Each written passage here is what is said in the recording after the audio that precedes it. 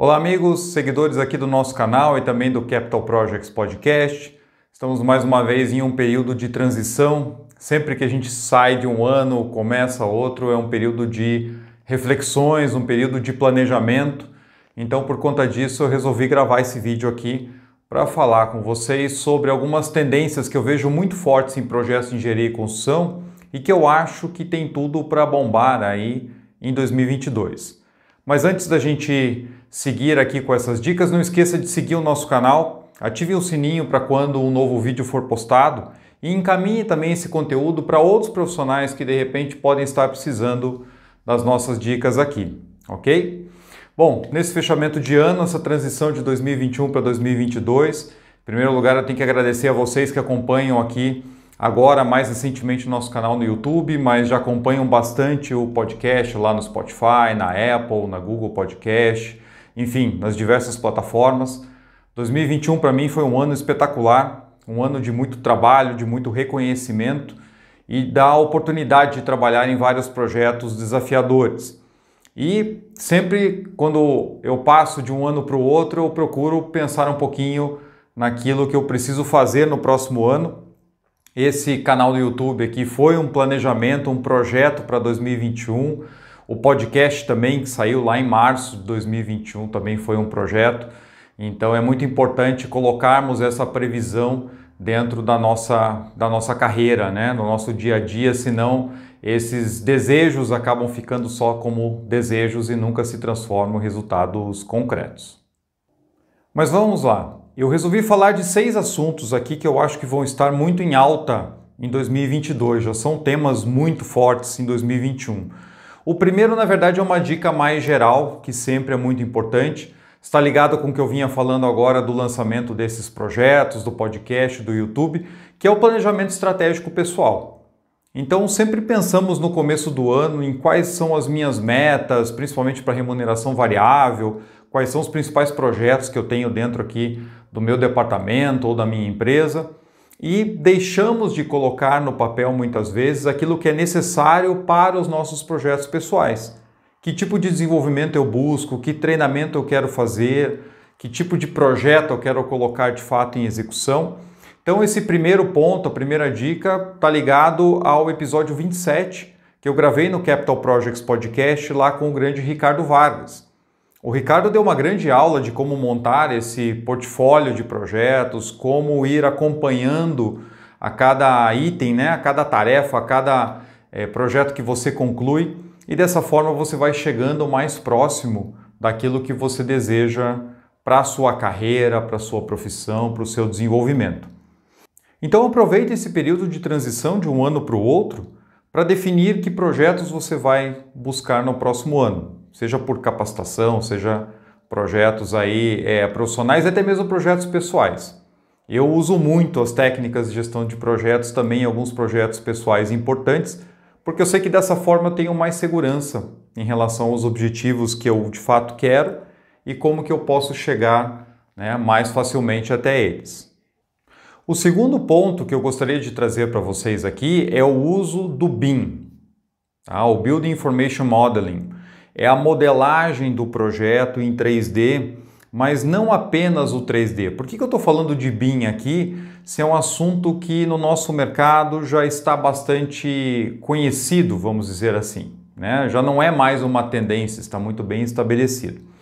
Mas eu trouxe esse tema para a gente discutir aqui, porque o que nós acabamos encontrando em boa parte das empresas de engenharia, nas projetistas e nas contratantes de projetos, as empresas que vão de fato empreender os projetos, é uma falta muito grande de profissionais que de fato conheçam a modelagem, que conheçam as ferramentas, que conheçam de projetos. Então, nós temos visto muitos projetos com uma qualidade muito baixa de desenvolvimento dentro de uma plataforma, né, dentro de uma modelagem mais ampla. Seja por falta de atributos, por falta de biblioteca de elementos. Então, são vários fatores que você vê que muitas vezes é um projeto 2D que está sendo jogado em um 3D. E o BIM ele vai muito além disso. Se a gente vai trabalhar com outras ferramentas, com outras técnicas, e eu vou discutir isso nas nossas próximas dicas aqui, eu preciso que o modelo esteja completo, ele esteja robusto, ele esteja com seus atributos corretos, ou seja, para que ele traga os elementos de fato do meu projeto de engenharia de forma detalhada, para que depois eu possa fazer o uso desses dados. Então hoje ainda existe uma lacuna muito grande de profissionais que conheçam essas ferramentas e não só saibam operar essas ferramentas, mas que conheçam de projeto, que tenham uma visão boa e experiente de projeto de engenharia.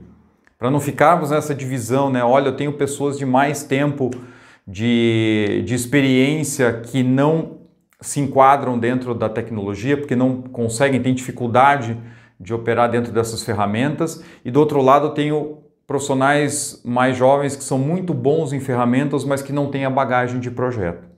Então muitas vezes nós temos visto, né, projetos sofrerem com esses problemas, porque o modelo até ele está aparentemente, né, bem montado, mas com problemas de engenharia crônicos, que depois vão acabar tirando muito dos benefícios que nós temos de implantar o BIM. Então a segunda dica para 2022 é mergulhar a fundo no BIM, conhecer as ferramentas, conhecer de modelagem e trazer para dentro do modelo os detalhes importantes dos projetos, para que eu possa utilizar essas ferramentas da melhor maneira possível em todo o seu potencial.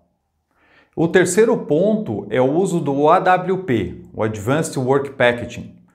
É um método que está crescendo muito no mundo todo, que divide o projeto em pacotes, né, simplificando bastante aqui o que é o AWP. Ele vai dividir o nosso projeto em pacotes para que você possa ter um planejamento mais assertivo, um planejamento mais detalhado, um planejamento que de fato vai ser puxado pela construção. Então no AWP você separa por áreas do seu projeto os pacotes de construção, de engenharia, de suprimentos, e depois com isso você consegue entrar no nível de detalhamento muito maior, se você quiser, né? E com base nisso, você projetando a sua construção, planejando a construção no cronograma, você vem puxando os demais pacotes. Então, por exemplo, se eu vou fazer uma fundação de uma determinada instalação dentro da minha obra, para que ela comece, eu preciso ter todos os materiais e equipamentos para que essa frente não pare, né, depois do início, correto?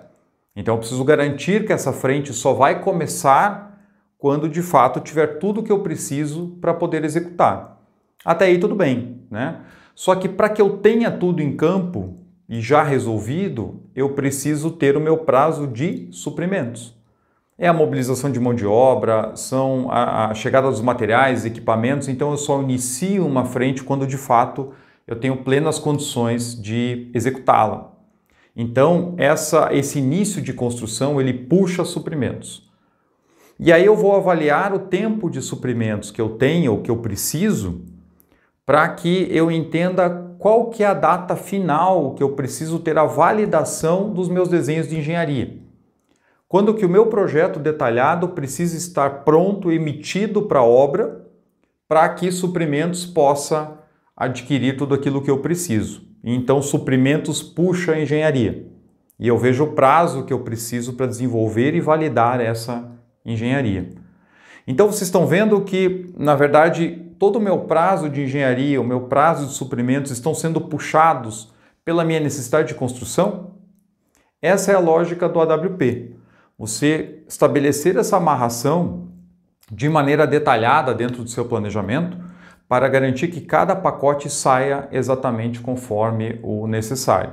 E assim você consegue ter uma produtividade muito maior na sua obra, usando menos tempo, menos horas de profissionais para fazer construção, fazer montagem, pela certeza de que você só inicia uma frente quando você tem tudo o que precisa.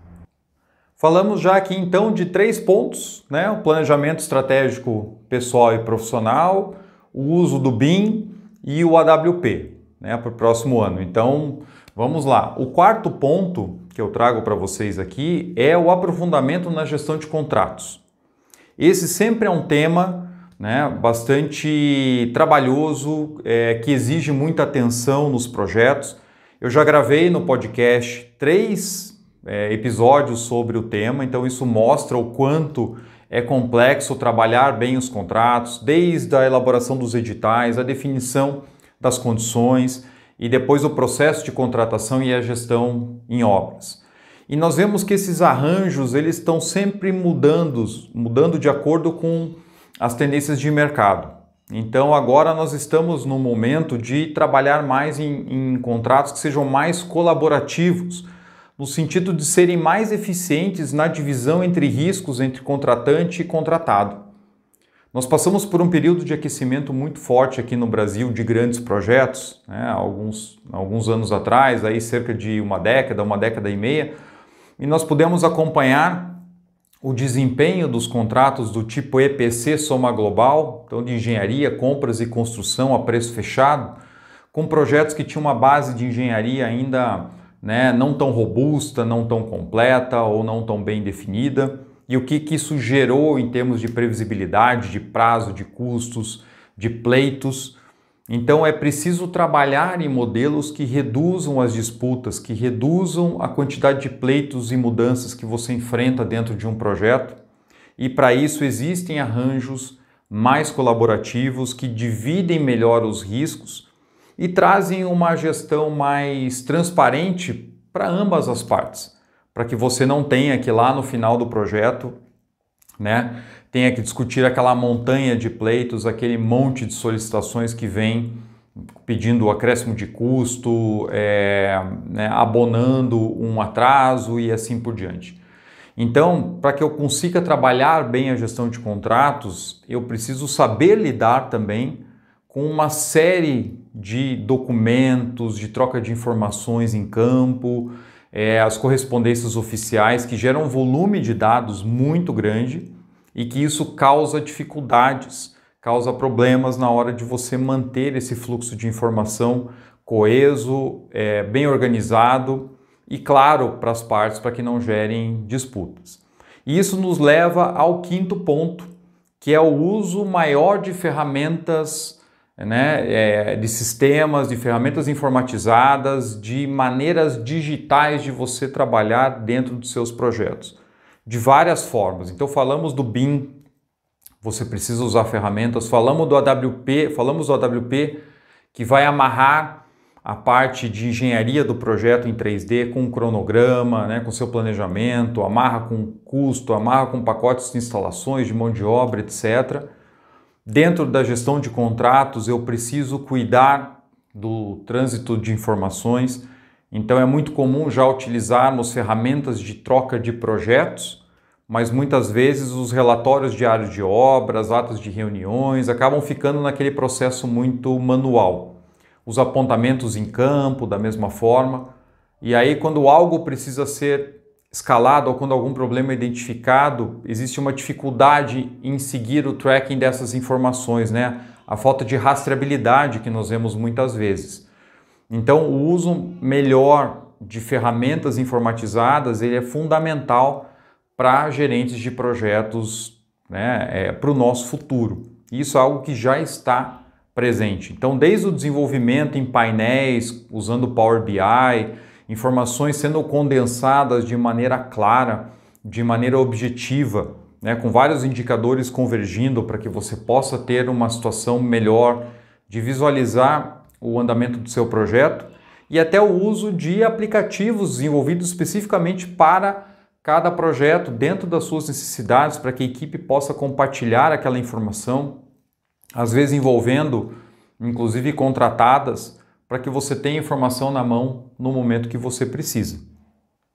E o último ponto é o uso de mais práticas que vêm do Lean e do Ágil em nossos projetos. Nós estamos precisando aumentar urgentemente a produtividade em campo.